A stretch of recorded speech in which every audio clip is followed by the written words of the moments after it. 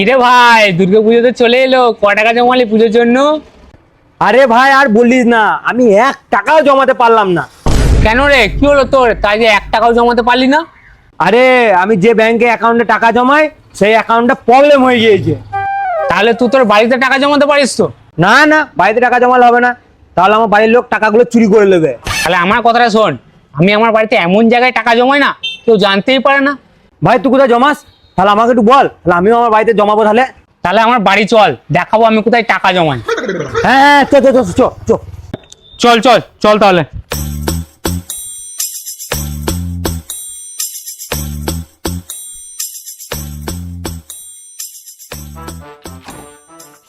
হ্যাঁ দেয় এইখানে।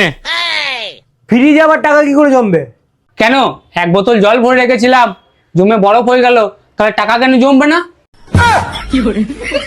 পুজোর আগে তো 1 লাখ টাকা জমেই যাবে।